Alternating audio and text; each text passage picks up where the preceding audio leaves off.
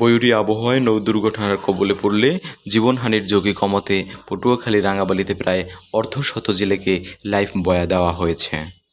রোববার দুপুরে উপজেলা পরিষদ চত্বরে জেলেদের হাতে সব লাইফ বয়া তুলে দেওয়া হয়। গভীর সাগরে মাছ ধরতে যাওয়া উপজেলার ছোট বাইশদিয়া ও চরমন্তাজ ইউনিয়নের ৪০ জন জেলেকে জীবন রক্ষার সরঞ্জাম হিসেবে এ লাইফ বয়া দেওয়া হয়। বেসরকারি সংস্থা জাগোনারি ও কেয়ার বাংলাদেশের অর্থায়নে লাইফ বয়া দেওয়া হয়। উপজেলা নির্বাহী কর্মকর্তা মিজানুর রহমান ও নৌবাহিনীর রাঙাবালী কন্টিনজেন্টের সার্জেন্ট মাসুদ রানা উপস্থিত থেকে জেলেদের হাতে লাইফ বয়াগুলো তুলে দেন। এ সময় সংশ্লিষ্টরা বলেন, গভীর সাগরে মাছ ধরতে গিয়ে দুর্যোগকালীন নৌ দুর্ঘটনার কবলে পড়ে উপকূলের জেলেদের প্রাণহানির ঘটনা ঘটেছে।